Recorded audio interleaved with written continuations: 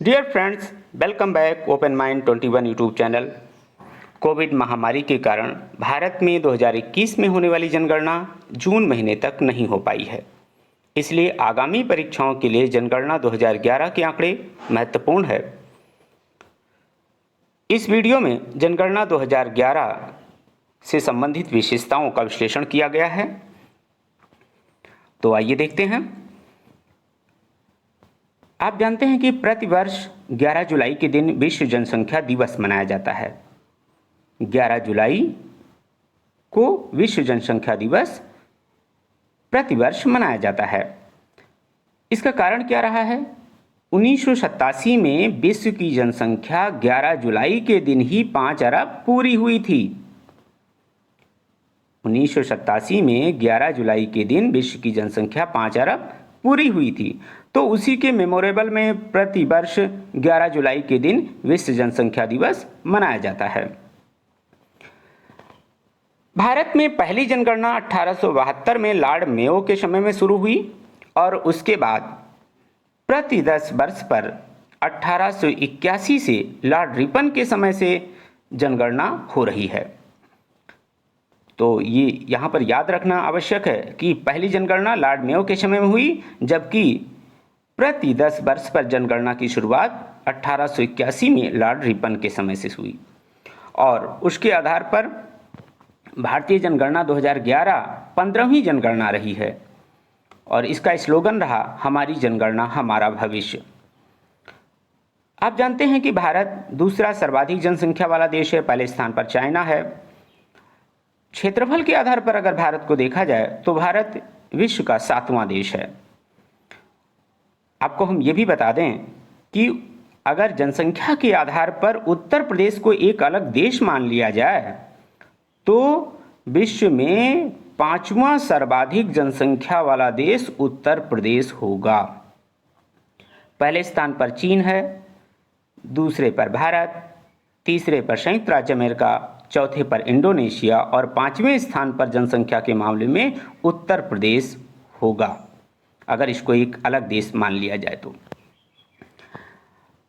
आगे हम आपको बता दें कि 13 मार्च 2020 को भारतीय स्वास्थ्य एवं परिवार मंत्रालय ने कुछ आंकड़े जारी किए। उन्हीं आंकड़ों में जीवन प्रत्याशा से संबंधित आंकड़े महत्वपूर्ण हैं। भारत में जीवन प्रत्याशा आयु 69 ईयर 69 वर्ष है। इसमें सर्वाधिक जीवन प्रत्याशा आयु केरल के लोगों की है। वहाँ पर 75 वर्ष 2 माह तक लोग औसत जीवन जीते हैं। आपको हम बता दें, जीवन प्रत्याशा आयु का मतलब औसत आयु, जीवन जीने की औसत आयु। भारत में जीवन प्रत्याशा आयु पुरुषों की 67 वर्ष 8 माह है और महिलाओं की 70 वर्ष 4 माह। ये न केवल भारत में बल्कि विश्व जनसंख्या में भी देखा गया है कि पुरुषों के मुकाबले में महिलाओं की जीवन प्रत्याशा आयु अधिक होती है। मतलब पुरुष की तुलना में महिलाएं अपना औसत जीवन अधिक जीती हैं। उत्तर प्रदेश की जीवन प्रत्याशा आयु 65 वर्ष है और यहाँ में पुरुषों की जीवन प्रत्याशा आयु 64 वर्ष 3 माह, जबकि महिलाओं की 65 वर्ष 6 माह। तो इस तरह से पुरुषों की तुलना में महिलाएं अधिक जीवन जीती हैं। जनसंख्या जनगणना 2011 में देखा जाए तो भारत की जनसंख्या 1 अरब 21 करोड़ रही, जिसमें लगभग 62 करोड़ पुरुष रहे और 58 करोड़ महिलाएं रहीं। अगर विश्व की जनसंख्या की तुलना की जाए तो 17.5% जनसंख्या भारत में निवास करती है। विश्व की 17.5% जनसंख्या भारत में निवास करती है, जबकि क्षेत्रफल के मामले में 2.4% है। विश्व के क्षेत्रफल का भारत 2.4% है। भारत में सर्वाधिक जनसंख्या उत्तर प्रदेश राज्य की है और सबसे कम जनसंख्या सिक्किम राज्य की है। उत्तर प्रदेश में लगभग 19 करोड़ 95 लाख लोग हैं, जबकि सबसे कम सिक्किम में हैं 60 लाख लोग। तो इस तरह से अधिकतम जनसंख्या उत्तर प्रदेश राज्य की है और न्यूनतम जनसंख्या सिक्किम राज्य की है। उत्तर प्रदेश में अगर विशेषताएं देखी जाए तो उत्तर प्रदेश में अधिकतम जनसंख्या प्रयागराज की है, जहां पर लगभग 59 लाख लोग निवास करते हैं, और न्यूनतम जनसंख्या महोबा जिले की है। महोबा में लगभग 8 लाख लोग निवास करते हैं। यहाँ पर एक चीज़ ये देखना है कि भारत में न्यूनतम जनसंख्या सिक्किम राज्य की है, जो कि लगभग 60 लाख है, जबकि उत्तर प्रदेश में अधिकतम जनसंख्या प्रयागराज जिले की है, जो लगभग 59 लाख है। तो इस तरह से यह महत्वपूर्ण है। जनघनत्व जनगणना 2011 में अगर देखा जाए तो आप जानते हैं कि जनघनत्व का मतलब होता है प्रति वर्ग किलोमीटर में निवास करने वाले व्यक्तियों की संख्या देखी जाती है। भारत में जनघनत्व 382 व्यक्ति प्रति वर्ग किलोमीटर है। अधिकतम जनघनत्व बिहार राज्य का है 1106 व्यक्ति, जबकि न्यूनतम जनघनत्व अरुणाचल प्रदेश का है 17 व्यक्ति। तो अधिकतम जनघनत्व बिहार का है और न्यूनतम जनघनत्व अरुणाचल प्रदेश का है। उत्तर प्रदेश में अगर जनघनत्व देखा जाए तो यहाँ पर 829 व्यक्ति प्रति वर्ग किलोमीटर में निवास करते हैं। जनघनत्व के मामले में उत्तर प्रदेश भारत में चौथे रैंक पर है। उत्तर प्रदेश में अधिकतम जनघनत्व गाजियाबाद का है और न्यूनतम जनघनत्व ललितपुर का है।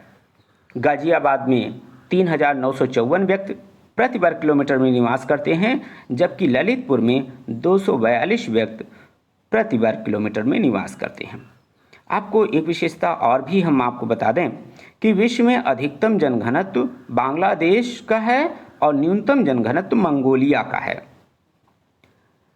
अगर भारत का जनघनत्व देखा जाए तो केवल बांग्लादेश और जापान से पीछे है। तीसरे नंबर पर भारत सर्वाधिक जनघनत्व वाला देश है। लिंगानुपात देखा जाए तो लिंगानुपात पुरुष और स्त्री का अनुपात होता है। जनगणना 2011 में प्रति 1000 पुरुष पर 943 महिलाएं थीं, यानी भारत का लिंगानुपात 943 रहा 2011 में। ग्रामीण लिंगानुपात 949 रहा, जबकि शहरी क्षेत्र में लिंगानुपात 929 रहा। सर्वाधिक लिंगानुपात केरल राज्य का रहा है 1084, यानी 1000 पुरुष पर 1084 महिलाओं का अनुपात रहा, जबकि सबसे कम लिंगानुपात भारत में हरियाणा राज्य का रहा 879। उत्तर प्रदेश राज्य में लिंगानुपात देखा जाए तो यहाँ पर 912 रहा। अधिकतम लिंगानुपात उत्तर प्रदेश में जौनपुर जिले का है 1024, जबकि न्यूनतम लिंगानुपात गौतम बुद्ध नगर का है 851।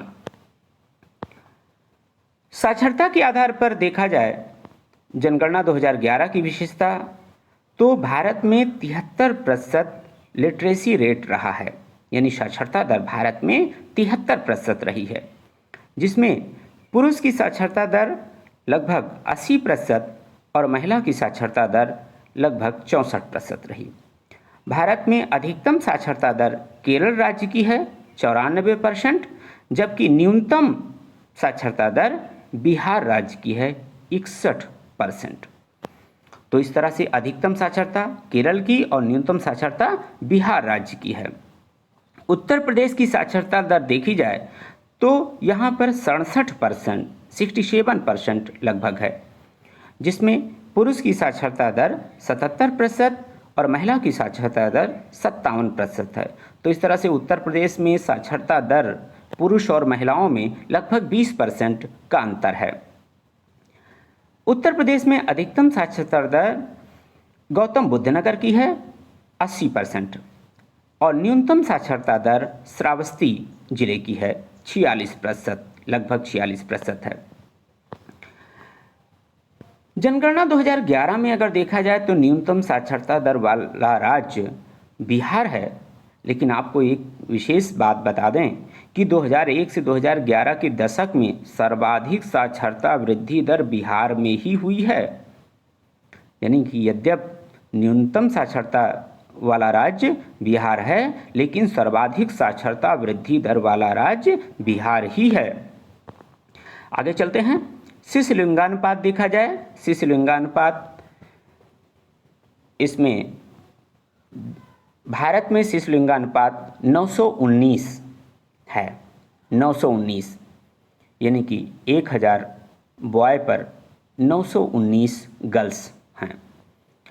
अधिकतम शिशुलिंगानुपात नागालैंड राज्य का रहा है 979 और न्यूनतम शिशुलिंगानुपात हरियाणा का रहा है 831।